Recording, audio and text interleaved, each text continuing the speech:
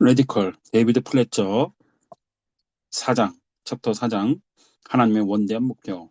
예수님은 나만을 사랑하신다. 예수님은 나만을 사랑하는 것이 아니다. 103페이지. 요즘 그리스도인들은 하나님의 은혜와 그분의 영광을 분리시켜서 생각하는 교회 문화 속에 살고 있다. 너나 없이 은총을 누린다는 것에 더 마음이 끌린다. 저마다 자신이 받은 은혜를 찬양하는데 바쁘고 그 선물을 주신 목적은 잊어버리고 하나님의 마음은 간과해버린다. 그래서 나온 서글픈 결과가 자기 중심적인 기독교다. 주일 예배에 출석한 평균적인 그리스도인에게 기독교 메시지를 한마디로 요약해보라고 부탁하면 10중 8구 하나님은 나를 사랑하신다는 대답을 듣게 된다. 기껏해야 하나님은 독생자 예수 그리스도를 보내서 대신 돌아가시게 할 만큼 나를 사랑하신다는 정도일 것이다. 듣기에는 멋진데 그것이 과연 성경적일까? 말씀에 비추어 불완전하다고 생각하지 않는가? 하나님은 나를 사랑하신다라는 가르침은 성경이 말하는 기독교 핵심이 아니다. 하나님은 나를 사랑하신다가 기독교의 중심 메시지라면 그 기독교의 지향점은 무엇일까? 하나님은 나를 사랑하신다. 목적어는 나다.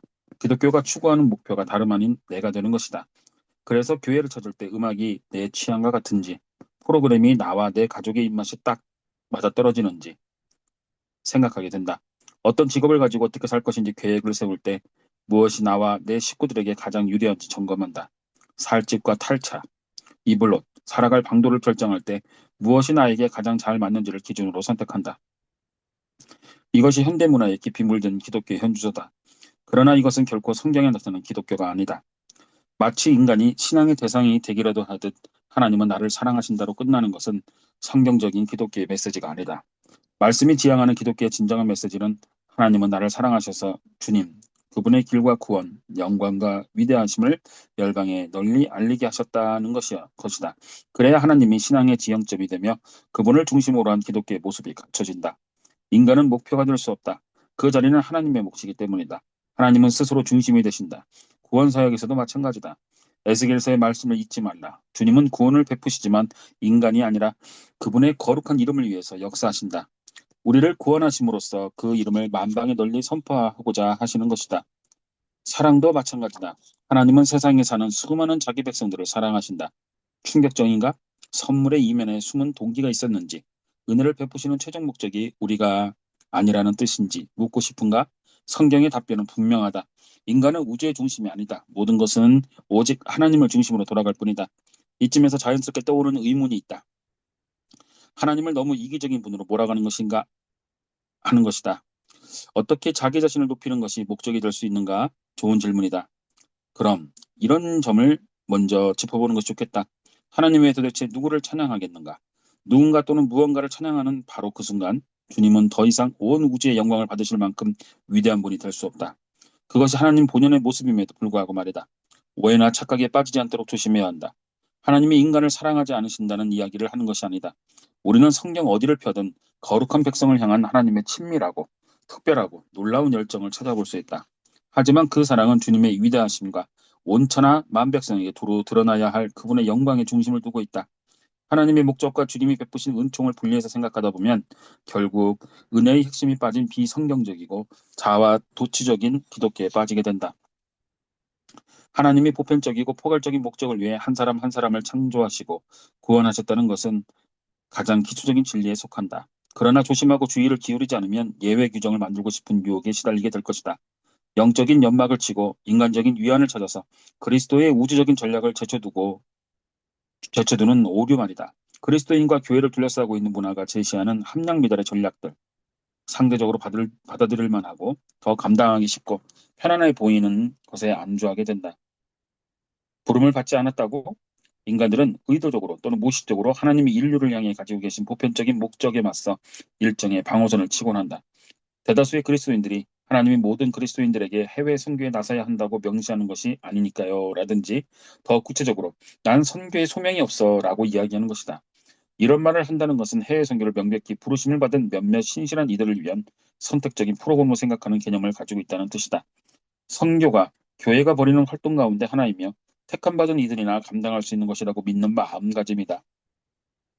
파송 선교사가 와서 보여주는 슬라이드를 감상하는 것은 좋지만 주님이 누구나 같은 일을 해내길 바라신다고는 꿈에도 생각하지 않는다. 하지만 도대체 성경 어느 구석에 선교가 교회의 선택 프로그램이라고 되어 있는가? 아무리 뒤져봐도 하나님이 인류를 지으셨으며 죄에서 구원하셨고 은혜를 베푸셔서 그 영광을 열방에 두루 나타내셨다라는 말씀뿐이다. 예수님은 모든 족속에 나아갈 몇몇 사람을 모집하신 것이 아니다. 징집, 그저 몇몇 특별한 이들에게 해당되는 정도로 깎아내리고 싶어하는 이들이 수두룩하겠지만 실제로 그리스도인이라면 누구나 이 명령을 받았다. 흥미롭게도 그리스도의 다른 말씀들은 고지곳대로 받아들이면서 이 영역만큼은 다르게 해석하는 이들이 적지 않다. 많은 이들이 예수님이 제자들에게 온 천하로 가라고 명령하신 마태복음 28장 말씀을 보면서 나는 예외라고 중얼거린다. 하지만 수고하고 무거운 짐진 자들아 다 내게로 오라 내가 너희를 쉬게 하리라. 마태복음 11장 28절은 구절을 읽으면서는 딱 내 이야기네 라며 무릎을 친다. 성령님이 땅끝까지 인도하신다는 예수님의 약속. 사도행전 1장 8절에 맞닥뜨려서는 얼른 다른 이들의 얼굴을 떠올리면서 풍성한 삶을 베푸시겠다는 요한복음 10장 10절을 볼 때는 즉시 아멘으로 화답한다. 그러다 보니 불필요한 또는 비성경적인 구분선을 긋게 된다. 기독교 신앙의 특권은 단단히 붙잡은 채 의무는 은근슬쩍 소수의 특별한 그리스도인들에게 떠넘기는 시기다. 세상을 향한 하나님의 목적을 잃어가는 일을 전담할 사람들을 파송해 놓고 부르심을 받지 않았다는 핑계를 대며 느긋하게 뒤로 물러나 구경만 하는 셈이다. 저마다 은사가 다르고 재주가 다르고 열정이 다르고 하나님의 부르심이 다르다는 것은 누구나 다 아는 사실이다. 주님은 각자에게 다른 선물을 주셨다. 제자들만 해도 그렇다. 베드로의 소명과 바울의 부르심은 명백히 다르다. 야고보와 요한도 마찬가지다. 그러나 신약 성경에 등장하는 그리스도의 제자들은 자신의 부르심과 상관없이 이 땅 끝까지 이르러 복음을 선포하는 역할을 서슴없이 받아들였다. 이것이 주님이 제자들 하나하나에게 성령을 부어주신 이유이고 모든 민족을 제자 삼으라는 동일한 전력을 주신 까닭이다. 지금도 마찬가지 아닐까? 믿음 안에서 한 식구가 된 비즈니스맨 스티브와 나란히 앉아 점심을 먹는다. 각자의 삶을 향한 하나님의 부르심은 분명히 다르다. 스티브는 회계사고 나는 목회자다. 한쪽은 세많은 은사를 받았지만 나의 경우는 숫자만 봐도 속이 울렁거린다. 그러나 하나님이 세상을 향한 거룩한 목적을 위해서 우리에게 은사와 소명을 주셨다는 사실만큼은 둘 다 정확하게 헤아리고 있다. 그래서 형제는 묻는다. 어떻게 하면 내 삶과 가정, 그리고 내가 운영하는 회계 사무실을 통하여 버밍엄과 온 세상에 하나님의 영광을 드러낼 수 있을까요? 스티브는 그리스도의 중요한 동역자다. 동료 회계사들의 마음을 움직여서 가난한 이들을 섬긴다. 복음으로 라틴 아메리카와 아프리카 그리고 동유럽을 변화시키는 삶을 살고 있는 것이다. 스티브와 같은 그리스도인들은 모든 민족을 제자로 삼으라는 그리스도의 명령을 소수의 특별한 사람들에게 주신 사명으로 받아들이지 않기로 작정했다. 특수계층처럼 보이는 일부 그리스도인들이 세상을 향한 하나님의 목적을 성취해가는 것을 곁에 서서 구경만 하지 않겠다고 결심한 것이다. 그는 창조주께서 열방 가운데 거룩한 영광을 드러내시기 위해 자신을 창조했던 사실을 믿어 의심하지 않는다. 로마서 1장 14절로 15절에서 바울은 자신을 빚진 자로 규정했다. 유대인에게나 이방인에게 모두 빚을 졌다고 고백했다. 심오한 개념이다. 사도는 지금 지구상에 존재하는 하나님의 잃어버린 양 전체에게 갚아야 할 채무가 있다고 말한다. 그리스도의 소유가 되었으므로 그분을 세상에 전해야 할 책임이 있다는 뜻이다. 하늘나라 쪽에 서 있는 이들은 너나 없이 지옥의 문턱을 향해 가고 있는 잃어버린 영혼들에게 복음을 전해야 한다. 그리스도인은 예수님으로 말미암아 온 세상에 미미한 이들부터 명망가들에 이르기까지 극빈층부터 최상류층에 이르기까지 과활 없이 고상한 이들로부터 지극히 무식한 이들에 이르기까지 빚을 지게 되었다. 모든 민족에게 채무가 생긴 것이다. 부채가 이렇게 산더미 같은데도 허다한 그리스도인들이 인간적인 성교관에 사로잡혀 세상의 무게를 감당하지 않으려 요리조리 발버둥 치거나 손바닥을 비비며 미안합니다. 부르심이 달라서라며 꽁무니를 빼는 것이 지금의 현실이다. 결과는 비극적이다. 복음을 받아들이고 영원한 저주에서 벗어났다고 고백하는 이들이 절대 다수가 소명을 받지 않았다는 핑계를 대며 뒷짐을 지고 서서 세상에 기쁜 소식을 전하는 일에 머뭇거리고 있다. 그러나 한 발 물러나 부름을 받을 때까지 기다릴 필요가 없다면 어찌할 것인가? 살아 숨쉬는 이유가 바로 세계 선교에 있다면 어찌할 것인가? 땅끝까지 복음을 전하는 데 열정적으로 뛰어들지 않는 태도야말로 인간을 지으신 창조 목적을 가로막고 하나님을 만홀히 여기는 처사라면 어찌할 것인가? 가까운 곳에도 가다는 이가 허다하다? 세상을 향한 하나님의 목적과 관련해서 그리스도인이 가장 흔하게 보이는 반응, 국내에도 할 일이 많은데 라는 것이다. 여기도 예수를 믿지 않는 가난한 심령이 허다한데 굳이 다른 민족들까지 신경 쓸 필요가 있을까? 현재 목회를 하고 있는 버밍엄지 그리스도인들에게서 이런 이야기를 자주 듣는다. 하나님이 우리 민족을 섬기라는 뜨거운 마음을 주셨으므로 해로 갈 마음이 없습니다. 더러는 우리 동네부터 먼저 복음화 하는 게 하나님의 뜻이라고 생각해요 라고 말한다. 상당히 거룩하게 들리지만 한꺼풀 들추고 들여다보면 연막을 친 것에 불과하다는 사실이 금방 드러난다. 실제로 주위의 필요에 조금의 관심조차 없으면서 입술로만 그런 이야기를 하는 사람들이 많다는 뜻이다. 진정으로 복음을 나누고자 하는 그리스도인은 흔치 않다. 아울러 대다수 그리스도인들이 다음 같은 일을 못할 만큼 분주한 일정에 쫓겨 사는 것은 아니다. 다시 말해 줄인 이들을 먹이고 몸이 아픈 이들을 돕고 도움이 절실한 곳에서 사역하는 교회에 힘을 실어주지 못할 만큼 일정이 빠듯한 것은 아니라는 것이다. 설령 그들의 말이 사실일지라도 내 나라부터 먼저 돌보자라고 할 때 우리는 성경의 기본적인 진리를 놓치고 있는 것이다. 성경을 두루 살펴보면 하나님의 마음 언제나 온 세상에 가 있는 것이다. 그러므로 우리나라부터라고 외치는 것은 주님의 마음 중 지극히 일부만 헤아리면서 마치 전체를 채워드리기라도 한 것처럼 뿌듯해하는 꼴이다. 내가 사는 도시부터 우선이라는 구호는 그분의 마음의 1% 모른다는 자백을 하는 것이나 다름없다. 물론 우리 주변에도 크나큰 요구들이 있다. 하지만 지상명령을 꼭 양자택일의 문제로 몰아갈 필요는 없다. 누군가 우리에게 온 세상을 품을지 아니면 자기 나라만 품을지 선택하라고 요구하는 것은 아니기 때문이다. 성경이 가르치는 거룩한 목적을 토대로 판단한다면 하나님의 영광을 온 세상에 알리는 일에 온 마음과 정성을 다 바쳐야 하는 것이 정상이 아닐까? 대략 67억 8,342만 1,727명 이 글을 쓰고 있는 지금 세계 인구다. 67억을 넘어가고 있다. 적게 접어도 이 가운데 약 33%는 그리스도인들이다. 신앙적으로든 사회적으로든 정치적으로든 스스로 그리스도를 믿는다고 고백하는 이들의 숫자다. 모두가 그리스도의 실질적인 제자는 아닐지 모르겠지만 그것을 감안한다 하더라도 45억 인구가 예수를 모르는 상태로 남아있다. 복음이 사실이라면 지금 이 순간도 죄에 빠져 하나님과 분리된 채로 살아가고 있으며 장차 지옥에 영원히 고통받게 될 인구가 그렇게 많다는 뜻이다. 다시 한번 말하지만 45억 명이다. 그리고 그들의 대부분은 미국의 국경 너머에 있다. 지금까지 성경을 살펴본 데 비추면 하나님이 우리에게 은혜를 주셔서 국내뿐만 아니라 온 세계의 가난한 영혼들에게 그 영광을 널리 펼치도록 하신다는 데는 의문의 여지가 없을 것이다. 우리는 안팎을 따질 것이 아니라 안팎 모두를 아울러야 한다. 이런 성교론을 들으면서 그러니까 누구나 해외로 나가야 한다는 말은 아니로군 이라고 생각할지도 모르겠다. 나 역시 모두가 해외 선교를 해야 한다고 제안하고 싶은 것은 아니다. 그런데 바로 여기에 문제가 있다. 해외 선교에 대한 열정이 있다면 외국으로 가겠지만 국내의 뜻이 있고 국외에 관심이 가지 않는다면 여기에서 그들을 지원하라는 것이다. 인간이 만들어낸 생각이다. 이런 사고방식은 국내와 국외, 어디에 살든지 하나님의 영광을 문 민족들에게 알리는 데 온 힘을 다하라는 성경의 가르침에 크게 어긋난다. 어쩌면 지금 돌보는 교인들 가운데도 내가 교회를 떠나 해외로 나가면 좋겠다고 생각하는 이들이 있을지도 모른다. 웃자고 하는 얘기지만 그래도 정말 그럴 수 있으면 좋겠다. 어쨌든 정말 세계를 품은 그리스도인이 있어야 할 곳은 결국 그곳이 아니겠는가.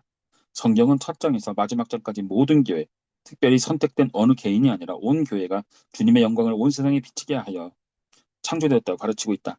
남녀노소를 가리지 않고 우리 교회에 출석하는 한 사람 한 사람은 그리스도의 영광을 열방에 전하기 위한 존재다. 아울러 하나님은 그리스도를 모르는 세상 모든 이들을 위해 저마다 삶을 통해 또는 교회를 통해 할 수 있는 독특한 방안들을 고안해 주셨다. 과연 주님은 어떤 생활 방식을 설계해 놓으셨을까? 세상을 품는 일과 관련된 이런 담론은 상투적이고 공허한 느낌을 주기 쉽다. 그렇다면 정말 열방 가운데 삶으로 그리스도의 영광을 드러낸다는 것은 실질적으로 무엇을 의미하는가? 예수님의 말씀을 지속적으로 공부하고 묵상할수록 이 질문에 대한 구체적인 해답을 얻을 수 있을 것이다. 여기서는 다만 성공지향적인 욕구를 국경과 문화를 초월하는 더 큰 꿈과 맞바꾼 이들의 몇 가지 사례를 제시하는 것으로 답변을 대신하고자 한다. 더 크고 위대한 꿈, 성공신화를 추구하는 가정들을 더듬어 보자. 가령 여기에 사회생활을 준비하는 대학생이 있다고 하자. 그는 어려서부터 사람들부터 열심히 공부해서 대학에 입학하고 학위를 받고 직장에 들어가 경력을 쌓으라는 말을 귀에 못이 박히게 들으면서 자랐다. 의지와 열심, 훈련이 잘 어우러지면 반드시 뜻을 이룰 수 있다는 가르침이다. 이에 그는 열심히 목표를 향해 전진한다. 또 다른 예로 자신의 꿈을 성취한 유능한 비즈니스맨을 떠올려보자. 그는 가장 낮은 밑바닥에 출발하여 험난한 시련과 역경을 맞아 전진해왔다. 오랜 세월 동안 늦게까지 사무실에서 일하고 밤에나 잠깐 집에 얼굴을 비추는 생활을 했다. 그리고 마침내 자신이 꿈꾸던 정상의 자리에 오르게 되었다. 과정이 순조롭지는 않았지만 예상보다 빨리 높은 자리를 차지했으며 나름대로 고생한 보람이 있다고 생각했다. 지금은 식구들과 더불어 최고급 주택단지에 살고 있다. 자수성가해서 부족함 없이 지내게 된 것이다. 한편 막 은퇴해서 노후 생활을 즐기기 시작한 부부도 있다. 오랜 세월을 기다린 끝에 이것저것 마음대로 해볼 수 있는 시기가 온 것이다. 한적하고 조용한 곳에 휴식을 취할 수도 있고 그동안 꿈꾸었던 세계 일주를 떠날 수도 있다. 살던 집을 뜯어 고치거나 산골에 별장을 마련할 수도 있다. 낚싯배 한 척을 구해서 강태공처럼 여생을 보낼 수도 있고 본격적으로 골프 연습에 돌입할 수도 있다. 지금 이렇게 유유자적한 생활을 즐기게 된 것은 여러 해 동안 수고하고 고생한 덕분이다. 주변에서 흔히 보는 이런 시나리오들을 염두에 두고 스스로에게 물어보라. 이보다 더 나은 무언가를 만들어낼 수는 없을까? 데니엘이라는 친구를 소개하고 싶다.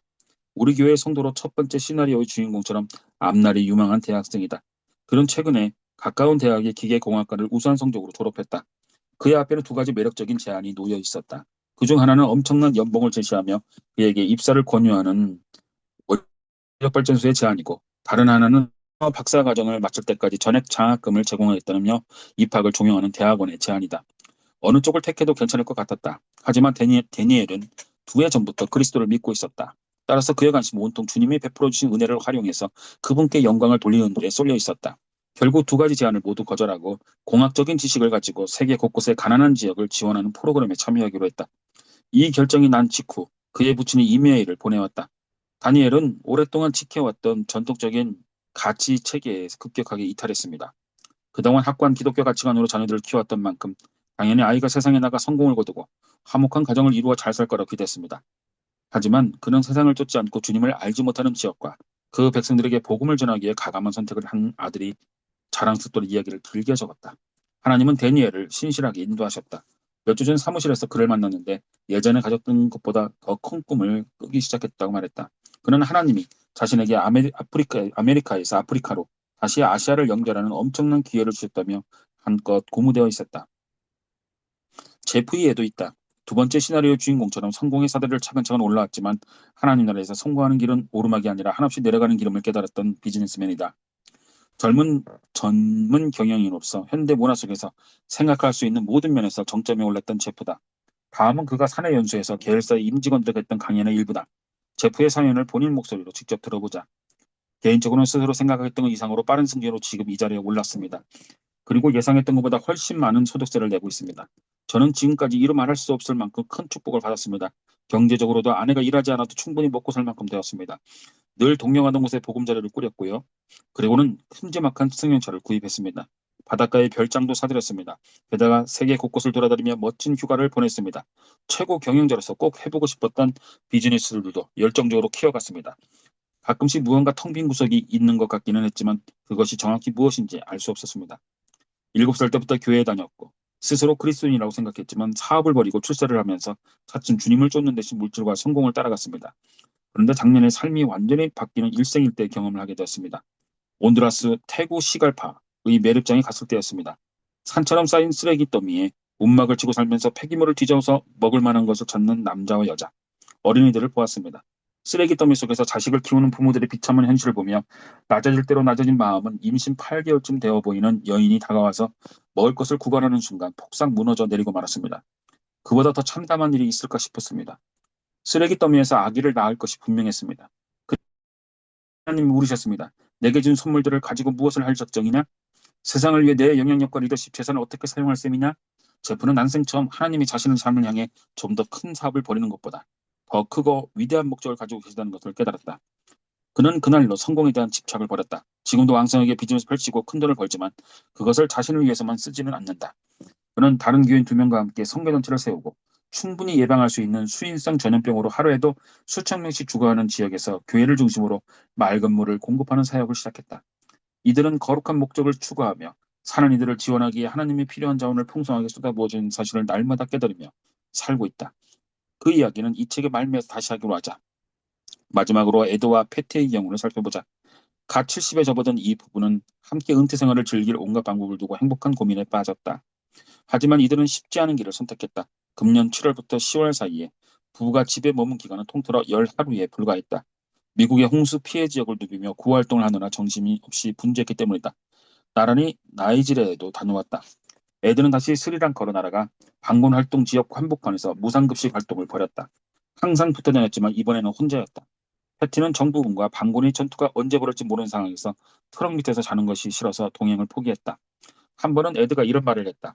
은퇴 생활을 이보다 더 즐길 수 있는 방법이 어디 있겠습니까? 힘드는 데까지 많은 이들에게 복음을 전하고 싶습니다. 만나보면 알겠지만 데니얼, 제프, 에드, 패티는 특별한 데라고는 눈꼽만큼도 없는 평범한 그리스도인들이다. 세상에 나름대로 성공을 거두었지만 조금도 의지될 줄을 모른다. 하지만 이들에게는 공통 분모가 있다.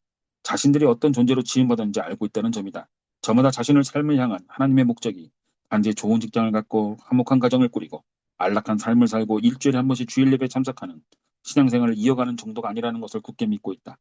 그들은 예수님이 훨씬 수준 높은 삶으로 자신들을 부르셨으며 더 크고 위대한 꿈을 주셨음을 의심치 않는다.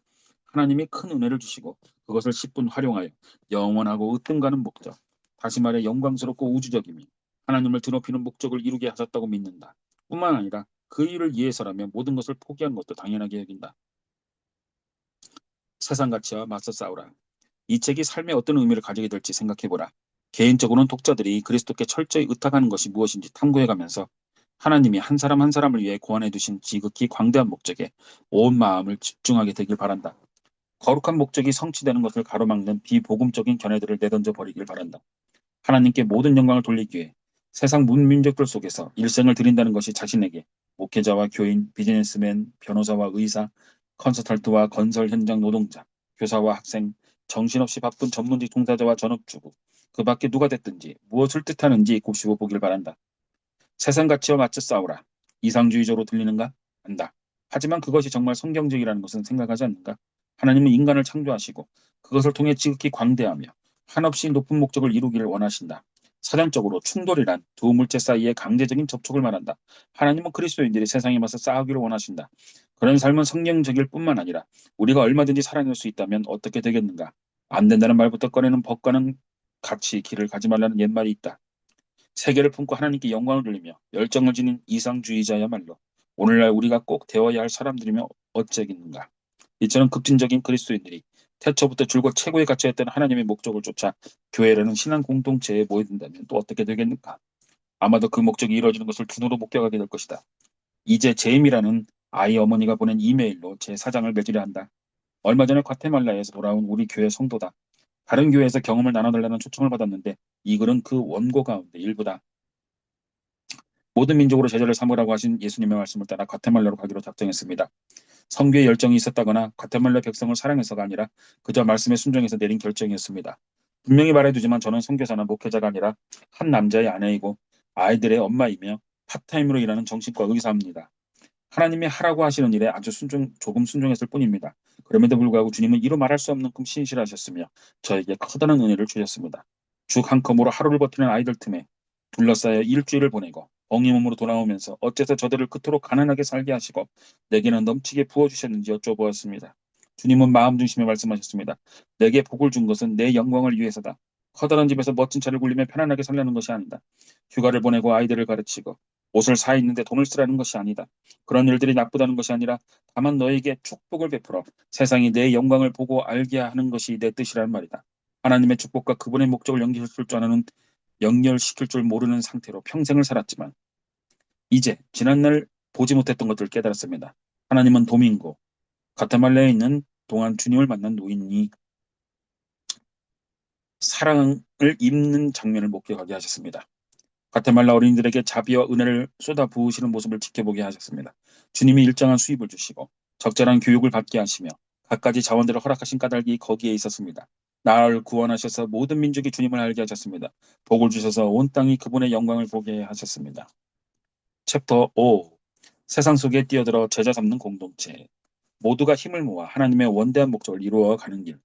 폭염이 기승을 부리던 11월 어느 날 나는 친구 블렌과 나란히 앉아 뜨거운 차를 마시며 강한한 아프리카 대지를 바라보고 있었다. 어느 쪽으로 시선을 돌리든 20년에 걸친 내전으로 황폐해질 대로 황폐해진 땅에는 건물의 잔해들만 흉물스럽게 늘어서 있었다. 한때 수단에서 손꼽힐 만큼 번성하던 공동체는 어느새 사라져버렸고 시커멓게 그을린 자국과 서글픔만 남아있었다. 불렌과 같은 신앙을 가진 형제자매들은 무슬림 군사 정권이 손에 수만 명씩 목숨을 잃었다. 그들은 세상 모든 그리스도인들의 형제자매이기도 하다. 블레는 어려서 부모를 잃고 수단의 참담한 현실 속에서 혼자임으로 성장했다. 하지만 그의 바짝 여인 검은 얼굴에는 그늘진 무식이란 찾아볼 수 없다. 그가 입을 열 때마다 한가득 미소가 번져나가는 것을 보며 나는 가슴이 뭉클했다. 그는 아무것도 믿을 수 없는 상황에서 하나님이 자신의 삶에 역사하셔서 그리스도를 더욱 신뢰하게 하셨다는 이야기를 나누었다. 한참 대화를 열중하던 블레는 문득 첫잔을 내려놓더니 말했다. 데이비드 목사님, 난 세상을 바꿔놓을 거예요. 흥미로운 이야기였다. 아프리카의 궁벽한 한 구석, 그것도 가진 것이 맨주먹뿐인 사내에게는 도무지 어울리지 않는 말이었다.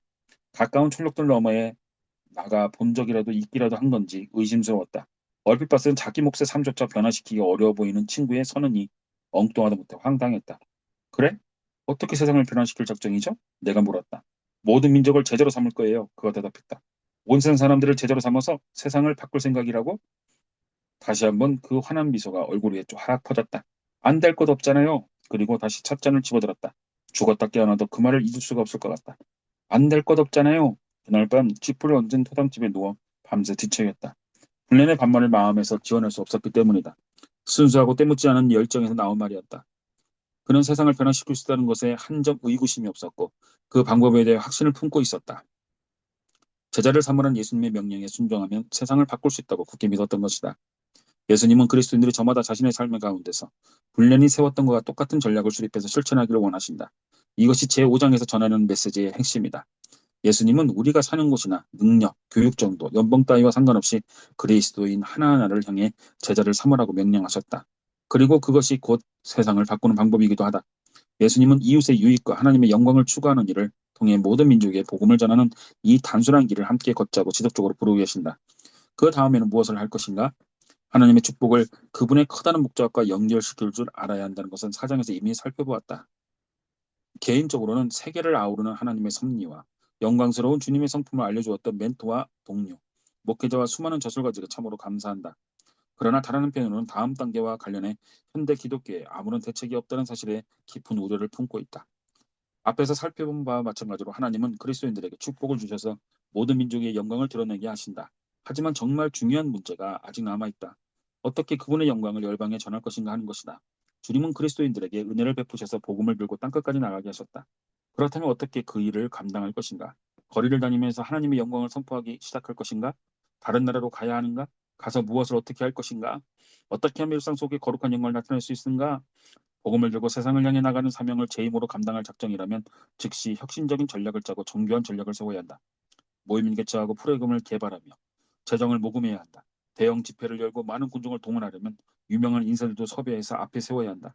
어떻게든 교회의 몸집을 빌리고 대규모 행사를 줄지어 마련해야 한다. 그것이 바로 오늘날 우리가 하고 있는, 아니 썩 잘해내고 있는 일들이다. 하지만 그리스도는 전혀 다른 방식으로 움직이셨다. 세상에 복음을 전하는 사명을 완수하기 위해서 이스라엘의 큰 길과 새길을 골고루 누비시면서 소수의 사람을 찾아다니셨다. 말뜻을 오해하지 않길 바란다. 주님이 사명을 가볍게 여기셨다는 이야기가 아니다. 거대한 혁명을 주도하셨지만 대형이나 다수를 추구하지 않으셨다는 말이다. 오히려 주님의 혁명적인 사역은 소수를 중심으로 돌아갔다. 질서 높은 이들을 끌어들이는 일에 관심을 두지 않고 몇몇 사람들을 선택하는 데 초점을 맞추셨다는 것이다. 역사의 흐름을 바꾸는 작업을 하면서 의도적으로 지위, 신분, 갈채, 인기 따위를 멀리하셨다. 주님이 원하신 것은 그분처럼 생각하고 그분처럼 사랑하며 그분처럼 보고 그분처럼 가르치고 그분처럼 섬기는 자질을 갖춘 소수뿐이었다. 작은 무리의 신령을 혁명적으로 변화시켜서 온 세상을 바꾸려 하신 것이다. 예수님의 위대한 전략. 십자가를 지러 갈 준비를 하시는 예수님의 모습을 살펴보자. 주님은 세상에서 행하신 일들을 정리하는 기도를 드리셨는데 이 첫 마디는 아버지께서 내게 하라고 주신 일을 내가 이루어 아버지를 이 세상에 영원하게 하였사오니 요한복음 17장 4절이라는 고백이었다.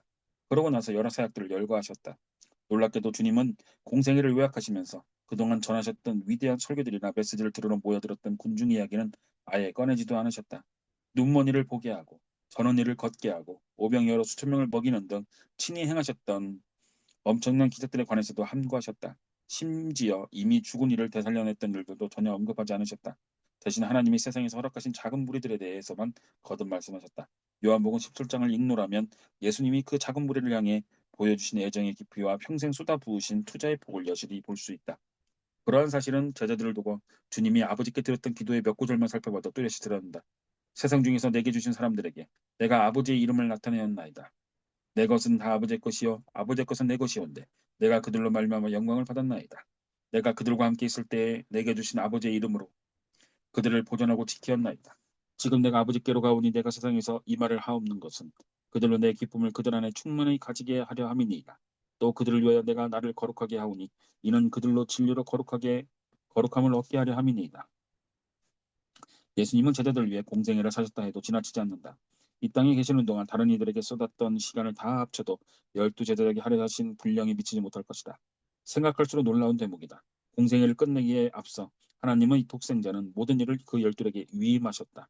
그나마도 하나, 가룟 유다를 잃어버리고 겨우 11명만 남았다. 예수님이 시작하신 그 엄청난 사역을 그토록 적은 인원에게 모두 맡기신 것이다. 다락방에서 기도하신 이후에 예수님은 십자가에서 돌아가셨다. 그리고 무덤에서 일어나 다시 제자들에게 나타나셨다. 마태복음 28장 그들과 함께 보낸 마지막 순간의 정황을 기록하고 있다. 11명의 제자들이 둘러앉은 가운데 예수님이 말씀하셨다. 하늘과 땅이 모든 것을 내게 주셨으니 그러므로 너희는 가서 모든 민족을 제자로 삼아 아버지와 아들과 성령 이름으로 세례를 베풀고 내가 너희에게 분부한 모든 걸 가르쳐 지키게 하라. 볼지어다 내가 세상 끝날까지 너희와 항상 함께 있으리라. 마태복음 28장 18절로 20절. 예수님은 공생의 대부분을 11제자들에게 쏟아 부으신 뒤에 자 이제 가서 다른 이들에게 똑같이 해주어라 라고 말씀하신 것이다. 제자 삼기 그것이 그리스도의 대전략이었다. 그리스도인들이라면 누구나 모두 다 그리스도인들이라면 누구나 할 수 있는 일이다. 제자를 삼는 데는 특별한 훈련이나 비범한 능력이 필요치 않다. 그것은 유능한 목회자나 부흥사만 할 수 있는 일이 아니다. 탁월한 의사 전달력이나 혁신적인 사고가 있어야 하는 것도 아니다. 예수님이 모든 그리스도인들에게 제자를 삼으라고 하신 까닭이 여기에 있다. 현대교회가 행사와 장소 프로그램, 전문가 중심의 전략을 구사한 결과 언제부터인가 너나 없이 제자 삼는 사역을 남의 일로 생각하는 부작용이 나타나기 시작했다.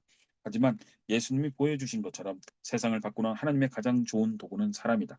여기서 사람이란 그리스도를 통해 철저하게 변화된 이들을 가리킨다. 주일 아침마다 편안한 자리에 앉아서 전문가들이 대표로 사역하는 모습을 구경만 하는 방관자가 아니라 전열을 가다듬고 다시 주중의 사역으로 나가는 그리스도인들이다. 예수님이 하셨던 일, 그리고 하라고 명령하신 바로 그 일. 제사 삼기에 어울리는 언제 어디서든 참여할 준비가 된 이들이다. 진과 캐시 같은 이들이 그들이다. 그들은 주일마다 가장 앞줄에 앉아 예배를 드리지만 물러나 구경만 하는 스타일은 아니다. 자영업자인 그들은 자신의 일터를 사역의 전진 기준으로 여긴다. 지난 한 해 동안 직원 16명이 그리스도를 믿게 되었다. 미국 안에서뿐만이 아니다. 짐은 탄자니아 빈민촌의 남성들을 위해 직업 훈련을 시키고 있으며 캐시는 여성들을 상대로 집에서 소소한 물건을 만들어내어 파는 법을 가르친다. 얼마 전에 짐이 말했다. 이보다 더 행복할 수가 없어요. 나와 가족을 택하셔서 이런 일을 시키신 하나님을 찬양하고 또 찬양해요. 또는 지역사회에 널리 알려진 비즈니스맨 로버트와 같은 사람들이다. 얼마 전 제자 삼기 훈련을 마친 로버트는 평생 교회에 다녔지만 그리스도 영광을 위해 모든 민족을 변화시켜야 할 사명, 한편으로는 특권이 있다는 것을 전혀 몰랐노라고 고백했다. 그리고 나가서 배운 것을 실천했다. 아내와 함께 매주 집에서 소그룹 모임을 열어 젊은 부부들에게 그리스도를 소개하고 주님과 나날이 더 깊은 관계를 갖도록 돕기 시작한 것이다. 뿐만 아니라 소그룹 식구들을 데리고 슬럼에 거주하는 남미 이주민들에서부터 도심 떠도는 노숙자에 이르기까지 가난한 이들을 보살피는 사역에 나서고 있다. 아울러 로버트는 훈련된 젊은 부부들과 함께 제3세계를 드나들면서 현지 가정의 부부들에게 하나님을 섬기는 가정의 보편적인 생활 원리를 가르치기도 한다. 할리의 경우는 또 어떤가? 한 아이의 엄마이자 교사인 그녀는 최근 한적하고 편안한 자리를 마다하고 도심지의 문제 많은 학교로 부임했다. 할리는 단순히 학생들을 가르치는 데 그치지 않고 복음으로 학부모들까지 사로잡고 있다. 최근에는 엄마 혼자 벌어서 오남매를 키우고 있는 한 가정의 이야기를 들려주었다. 5살부터 15살까지 아이들이 모두 학교에 가고 나면 엄마는 부지런히 직장을 달려가야 했다. 난방은 엄두도 못 내고 정 추우면 전기난로를 잠깐 틀어놓는 것이 전부였다. 기구를 구입할 돈이 없어서 싱글베드 2개를 5아이들 나눠 쓰고 있다고 했다. 할리는 속으로 식구들과 머리를 맞대어 그녀를 도울 방도로 차렸으며 침대와 다른 가재도구를 수소문해서 하나둘씩 전달하는 중이다. 그리고 이 글을 쓰는 지금 할리는 남편 존과 함께 수단에서 교회 지도자들을 훈련시키고 있다. 이것이 해답이다. 그리스도의 전략은 훌륭한 프로그램을 만들고 유능한 전문가를 불러오는 것이 아니라 한 사람 한 사람을 세워 각자의 삶을 향한 하나님의 목적을 분명하게 인식하고 그대로 살아가는 그리스도인 또 그들의 공동체를 키워내는 데 있다. 짐과 캐시, 로버트와 할리가 그리스도의 뜻을 이루는 일에 주인의식을 가지기 시작하면서 어떤 변화가 일어나는지 아는가? 자신들이 여러 나라, 여러 사람들에게 하나님을 영광을 드러내도 지음받드는 존재라는 것을 실감하기 시작했다. 그렇다면 어떻게 그 사명을 감당할 것인가? 제자를 삼는 것이 그리스도의 전략이라면 그리고 누구나 그 일을 할 수 있고 또한 그 능력을 이미 받았다면 이제 무엇을 어떻게 해야 하는가? 이 문제를 곰곰이 생각하다 보면 제자 삼는 일에 대한 우리들의 이해가 얼마나 부족했는지 절로 한숨이 나올 지경이다. 이것은 예수님이 세상을 떠나시기 직전 그분을 따르는 이들에게 주신 마지막 명령이다. 하늘로 올라가시기에 앞서 그리스도가 교회에 주신 으뜸가는 사명이다. 하지만 요즘 그리스도인들을 붙잡고 제자 삼는 것이 무엇을 의미하는지 물어보면 십중팔구, 뒤죽박죽 터무니없는 이야기를 들어놓고는 대충 얼버무리거나 멍하니로 쳐다보기만 한다. 한때는 지금은 완전히 아니라고 할 수는 없지만 나 역시 그랬다. 그러나 성경을 읽을수록 예수님이 제자들에게 행하신 일들이 점점 더 경이롭게 다가왔다. 거창한 꿈과 복잡한 전략 사이를 헤매는 나와는 달리 주님은 우직하게, 의도적이고 조직적으로 끈질기게 단 12명 붙들고 늘어지셨다. 이것을 보면서 나는 커다란 충격을 받았다. 제자가 대량 생산되는 것이 아니라는 사실을 끊임없이 일깨우고 계시기 때문이다. 예수님의 제자, 진실하고 헌신되고 자신을 희생할 각오를 그리스도를 쫓는 이들은 하루아침에 만들어지지 않는다. 제자를 삼는 일은 쉬운 일이 아니다. 어찌 보면 힘들고 골치 아프다. 느리고 지루하며 경우에 따라서는 고통스럽기까지 하다. 관계를 기본화하는 과정이기 때문이다. 예수님은 힘들이지 않고 그대로 따라가기만 하면 저절로 그분의 영광을 드러낼 수 있는 공식을 주시지 않았다. 인간을 맡기시며 말씀하셨다. 이들을 위해 살아라. 사랑하고 섬기고 인도해라. 나를 따르도록 이끌어라. 그렇게 하면 땅끝까지 복음을 전하게 될 것이다. 제자들, 여러분과 나에게 남기신 예수님의 고별사를 다시 살펴볼 필요가 있다. 주님은 가서 모든 민족으로 제자를 삼으라고 하셨다. 다음에는 아버지와 아들과 성령의 이름으로 세례를 주라고 하셨다. 그리고 예수님이 주신 명령을 모두 가르쳐 지키게 하라고 하셨다. 이 말씀들을 모두 합치면 하나님의 은혜를 만끽하고 그분의 거룩한 영광을 온 세상에 널리 펼치는 이들을 배가시킨다는 것이 무엇을 의미하면 더욱 또렷해진다. 복음 그리고 법언가. 예수님의 말씀에 따르면 제자를 삼기 위해서 우선 가야 한다. 일부러 사람들이 생활하고 일하고 노는 곳까지 찾아가야 한다는 말이다. 제자를 삼아라는 말씀은 와서 복음을 들으라고 부르는 것이 아니라 가서 복된 소식을 나누라는 명령이다. 언제 어디서나 온몸으로 복음에 순종하며 살며 또한 전파하라는 가르침이다. 뉴올리언스로 이사한 직후 나는 마치 외계인이 된 기분이었다. 다른 도시와 달라도 너무 달랐다. 특히 프렌치 쿼터는 낯설기가 이루 말할 수 없었다. 집에서 법원가에 이르는 구간은 그야말로 각종 인종과 문화의 전시장이라 할 만큼 다채로웠다. 좋게 말해서 난생 처음 프렌치 쿼터 한복판을 지나가던 날이 생각난다. 인생의 갖가지 장면에서 튀어나온 것 같은 남녀들이 술집과 레스토랑을 들락거리고 있었다. 한눈에 보기에도 돈이 많아 보이는 부부가 길거리에서 생활하는 노숙자 앞을 어슬렁거리며 걸었다. 단 몇 블록만 걸어도 이성애자와 동성애자, 양성애자, 성토착자들을 한데 뒤섞어 놓으면 어떤 모습이 되는지 생생하게 확인할 수 있었다. 잭슨 스퀘어는 프렌치 쿼터에서 가장 유명한 구역 가운데 하나다. 웅장한 로마 카톨릭 성당 바로 앞에 자리 잡은 이 커다란 공원에는 현지 주민과 관광객들로 항상 푸세톤이다. 거리 공연을 펼치는 예술가, 작은 테이블을 펼쳐놓고 타로점이나 손금을 봐주는 점쟁이들, 부득이어 주술사들이 줄지어 앉아 있었다. 친구부부와 함께 걸으면서 어떻게 하면 이 프렌치 쿼터에 복음을 전할 수 있을지 궁리했다. 좌판 의자에 앉아 점쟁이의 손을 맡기고 점괘를 기다리는 이들을 보면서 한 집 앞에 행동에 들어가야 했다는 결심을 굳혔다. 그리고 나를 잡아서 그곳에 자판을 차렸다. 뉴올리언스 부두 킨을 자처하는 여성 바로 곁에다 상을 펴고 식탁불을 씌웠다. 앞뒤로 의자 몇 개를 가져다 두고 공짜로 미래를 봐드립니다라는 간판을 내걸었다. 그 사람들이 몰려들었다. 얼굴에는 호기심이 가득했다. 미래를 봐준다고요? 그렇고 말고요. 잠시 손금을 한번 보자고 할까 하는 생각이 들었지만 너무 심하다 싶어 포기했다. 대신에 두어 가지 간단한 질문을 던졌다. 제 가운데 살고 있음을 우회적으로 깨달을 수 있게 고안한 물음에 답하게 한 뒤에 상대를 똑바로 쳐다보며 말했다. 장래가 그리 밝아 보이지는 않습니다. 그러고 나서 어떻게 그리스도가 십자가에서 행하신 역사에 기대어 미래를 바꿀 수 있을지 설명하기 시작했다. 덕분에 흥미로운 대화를 끌어낼 수 있었지만 프렌치 쿼터에서 복음을 전하는 데는 적지 않은 시간과 부담이 따른다는 것을 곧 깨달았다. 예를 들어 노숙자들과 이야기하다 보면 복음이나 그와 유사한 메시지에 대단히 익숙하다는 사실을 금방 알 수 있다. 전도지를 지어주고 가거나 자신들의 생활 방식을 꾸짖는 이들을 수없이 만났기 때문이다. 대부분은 복음을 전하기 무섭게 등을 돌리고 사라져버리곤 했다. 처음 복음을 전하기 시작했을 때 프렌치 쿼터에 상주하는 불황인들은 하나같이 우리가 저러다 말겠거니 하고 생각했던 것 같다. 하지만 다음 날도 그 다음 날도 다음 주에도 그 다음 주에도 계속 얼굴을 보이자 조금씩 변화가 일어나기 시작했다. 변화는 양쪽 무대에게서 일어났다. 프렌치 커트에서 보내는 시간이 갈수록 늘어났다. 가능하면 주전부리 감을 싸가지고 다녔다. 돈이 많지 않으므로 주로 가까운 햄버거 가게에 가서 타코를 샀다. 커다란 봉투 가득 간식거리를 사들고 늘 같은 곳에 털을 잡았다. 타코, 가끔은 치킨으로 바뀌기도 했다. 타코는 뉴올리언스 거리에 한모퉁이를 차지하고 앉아 관계를 시작하는 실마리를 구실을 했다. 타코를 먹으며 누군가의 삶과 환경, 개인사와 가족, 꿈과 고민을 들었다. 그리고 이 편의 생활과 가정, 소망과 갈등을 나누었다. 하나씩 둘씩 노숙자들은 그리스도를 믿기 시작했다. 허리케인 카트리나가 덮치기 전까지 주일 아침마다 10명이 넘는 불황인들이 프렌치 쿼터에 모여 함께 짐을 먹고 예배를 드렸다.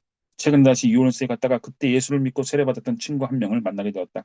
그런 문신이 가득한 팔로 나를 꽉 안으며 말했다. 데이비드 목사님, 지금은 제가 프렌치 쿼터에서 노숙자 사역을 하고 있어요. 제자를 삼는 일은 프로그램이나 이벤트가 아니라 관계의 문제다. 복음을 전하며 생명을 나누게 되는 것이 제자와의 핵심이다. 그리스도의 생명을 공유하라. 그러면 그들은 세례를 받기 위해 나을 것이다. 가족이 된 것을 환영합니다. 세례는 그리스도를 통해 새로운 생명을 얻는 분명하고 공개적이며 상징적인 사건이다. 예수님과 더불어 죽고 그분과 더불어 부활했음을 압축해서 보여주는 표시인 것이다. 로마서 6장 1절로 4절. 세례는 교회 안에서 모두가 하나 되었음을 보여주는 의식이기도 하다. 이를 통해 그리스도의 생명을 나누어 가진 형제자매가 되었음을 공표하는 것이다. 고린도서 12장 12절로 13절, 에베소서 4장 4절로 6절. 그러므로 제자를 삼는 일에는 그리스도의 생명을 나눈 이들을 사랑으로 보듬어주는 신앙 공동체로 받아들이는 과정이 반드시 수반된다. 지난주에 주일 예배를 드리면서 새로 세례를 받은 세 사람을 환영하고 축하하는 시간을 가졌다. 첫 번째 세례자는 이른바 모태신앙을 가진 가정주부였다. 나름대로 착하게 살았다고 자부했지만 최근에 의롭다고 자부하는 자신의 내면에 존재하는 죄의 실체를 처음으로 깨닫고 그리스도를 구주로 맞아들였다. 두 번째는 제법 오랫동안 신앙생활을 했지만 세례를 받거나 그리스도와 한 몸이다라는 가르침을 거부해왔다. 비즈니스맨이었다. 세 번째는 알코올과 약물 중독자로 마약을 팔아서 삶을 연명하다가 얼마 전에 하나님의 은혜를 힘입어 극적으로 신앙을 갖게 된 인물이었다. 얼마 전에는 해외 선교를 이끌고 있는 형제를 찾아가서 금직품, 곧 성경을 가지고 국경을 넘는 비법을 전수해 줄 테니 전문가의 조언이 필요하면 언제든지 말만 하라고 했다고 한다. 재미있지 않은가? 우리 교회는 이들 한 사람 한 사람의 삶에 역사하는 예수님의 은혜에 깊이 감사하면서 아름답게 그지없는 그리스도의 몸, 곧 교회를 허락하신 하나님을 찬양했다. 전혀 다른 배경에서 나고 자랐으며 전혀 다른 문제와 씨름하고 있던 이들이 그리스도의 생명으로 하나가 될 것이다. 이처럼 서로 사랑하며 같은 생명을 공유한 이들이 힘을 모아 하나님의 영광을 드러내는 그리스도인 공동체의 식구가 되는 것 역시 제자와의 중요한 단계다. 뉴 올리언스 신학교에서 나를 가르쳤던 짐 세딕스 교수를 기억하는가? 예수님이 제자들에게 그러셨던 것처럼 그는 자신의 삶을 나눠주는 어른이었다. 나로서는 큰 은혜를 입은 셈이다. 나는 강의실에 앉아 수업을 들으면서 많은 것을 얻었지만 그보다는 연구실에서 대화를 하며 또는 함께 차를 타고 이동하면서 댁을 찾아가 식구들과 어울리며 더불어 복음을 전하며 훨씬 큰 가르침을 받았다. 뉴올리언스로 이사한 뒤에 있었던 일이다. 어느 날 집에 돌아오자마자 서둘러 옷을 갈아입고 다시 뛰어나가려는데 아내가 뒤통수에 대고 왜 그렇게 허둥대냐고 소리쳤다. 세덱스 박사와 조깅하러 가야 한다고 했더니 어이없다는 후의 질문이 날아왔다. 조깅이라고요? 당신이 언제부터 조깅을 했어요? 교수님 함께 뛰어보지 않겠느냐고 말한 바로 그 순간부터 사실 나는 뛰는 걸 죽기보다 싫어한다. 운동장을 뱅뱅 돌거나 목적지를 두고 냅다 달리면서 즐거움을 느끼는 이를 틈에 끼어본 적이 없다. 하지만 그가 조깅하러 가자는 말을 꺼내기가 무섭게 크로스 컨트리가 선수라도 된 듯 기꺼이 그렇게 하겠다고 대답했다. 지놉게 운동장을 돌든 집안에 앉아서 인생과 사회간의 이야기를 나누든 세딕스 박사는 그리스도를 따른다는 것이 무엇을 의미하는지 분명하게 보여주었기 때문이다. 땀에 젖은 물에 빠진 생쥐꼴을 된다 한들 어떻게 그런 기회를 마다할 수 있겠는가? 신혼 공동체의 식구가 된다는 것은 곧 다른 이들 가운데 있는 그리스도의 생명을 볼 줄 알게 된다는 뜻이기도 하다.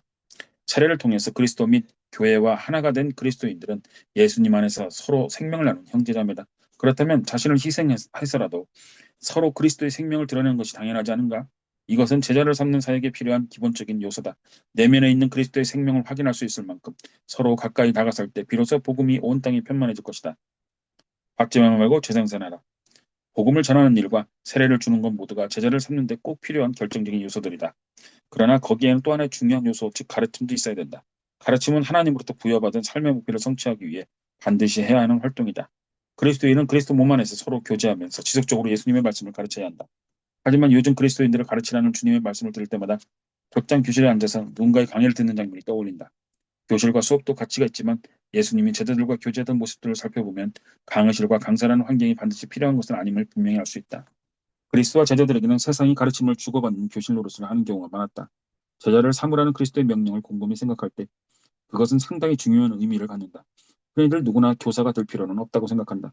성경은 가르치는 능력을 성령의 은사로 규정하고 있으며 하나님의 말씀을 가르치는 문제를 특정한 리더가 감당해야 할 역할인 것처럼 설명한다. 따라서 가르침을 몇몇 그리스도인들에게만 해당하는 관례로 물쳐두기 일수다. 그러나 교회 안에 가르치는 은사를 가진 교사들은 분명히 있지만 예수님이 제자를 삼으라고 명령하시면서 우리 모두에게 가르침을 맡기신 것 또한 엄연한 사실이다. 가령 누구에게 다가가서 그리스도를 전하고 그가 세례를 받게 하고 교회 공동체 안에 속하도록 했다고 하자.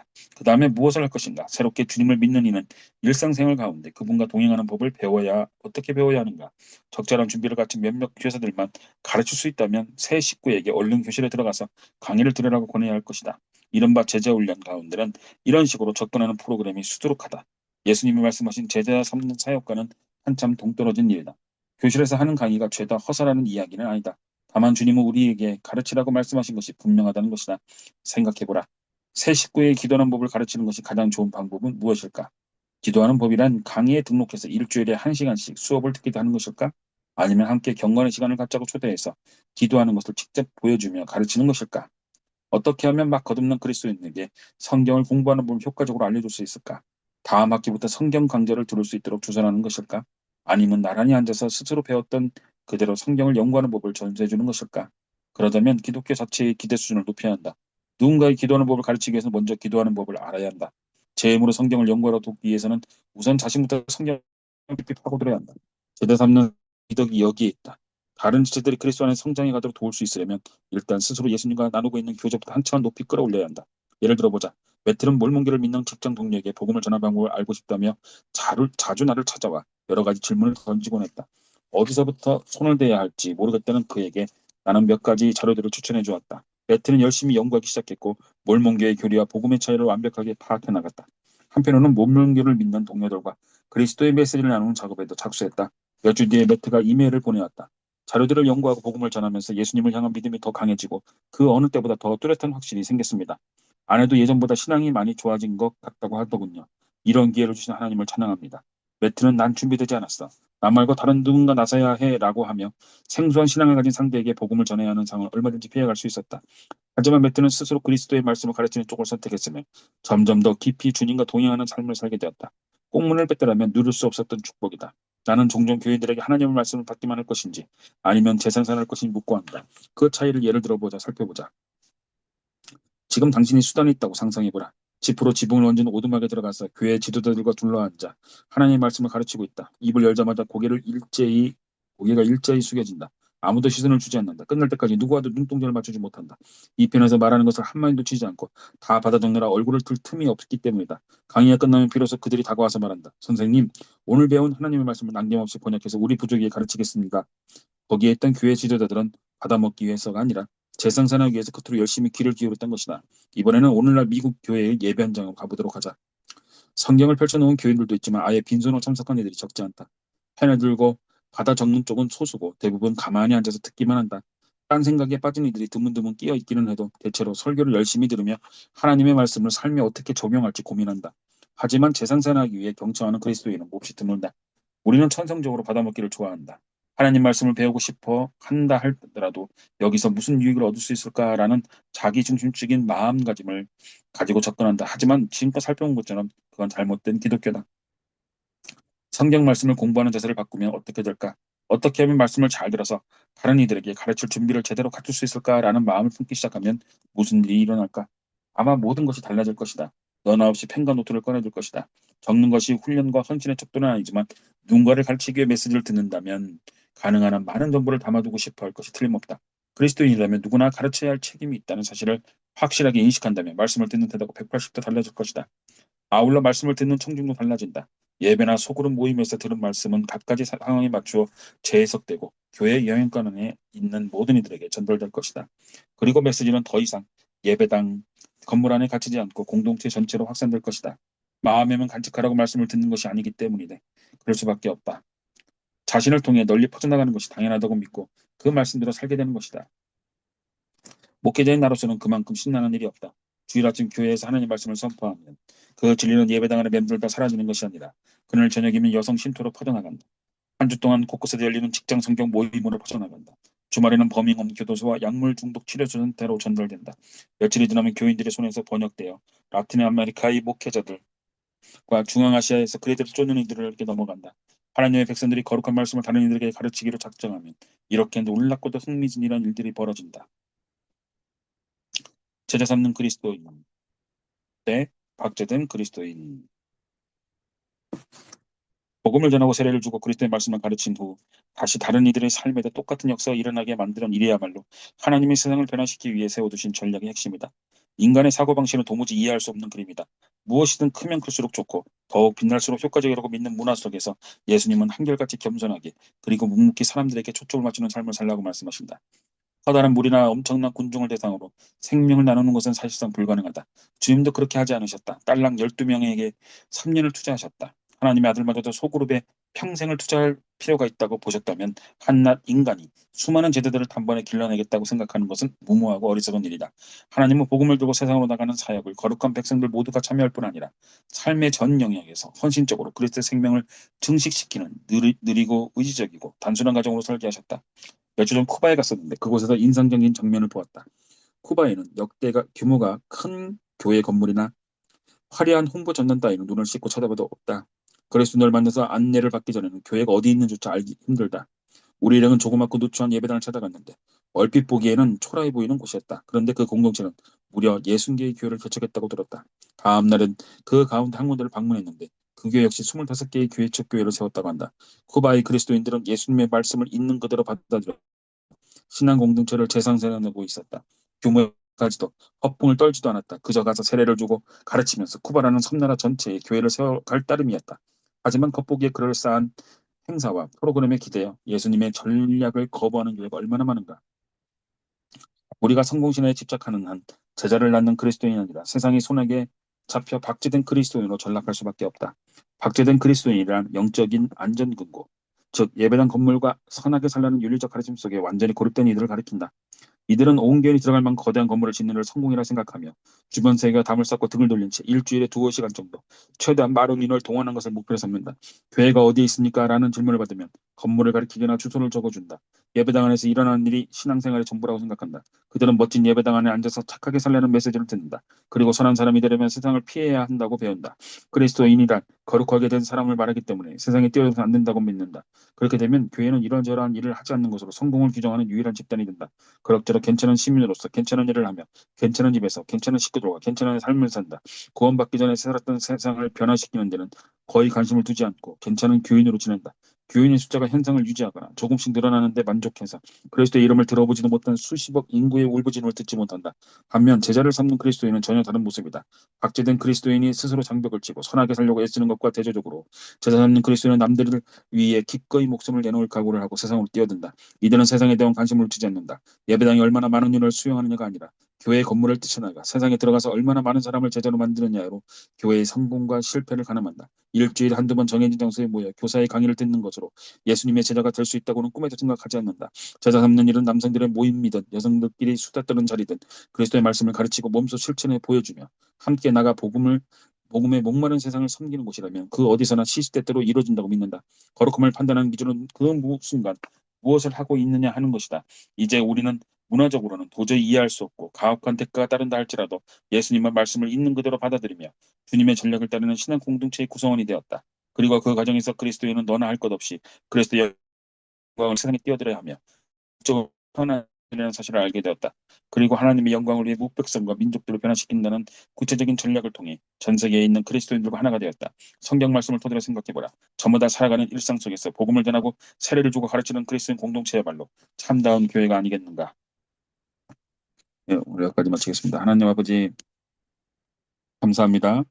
레디컬을 통해서 아버지 하나님 저희들이 선교에 대한 비전과 또 그리고 어, 제자 삼는 데 더 헌신할 수 있도록 아버지 하나님 깨어 있을 수 있도록 아버지 사명에 굉장히 밝게 눈을 떠서 아버지 하나님 믿음 가운데 더 거할 수 있도록 인도하여 주옵소서.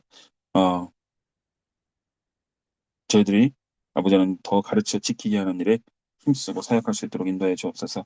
아버지 하나님 다음 시간까지 또 한 주간의 삶 가운데서도 아버지 하나님 오늘 낭독한 말씀들을 잘 기억해서 삶에서 채워들 수 있도록 주님 인도해 주옵소서.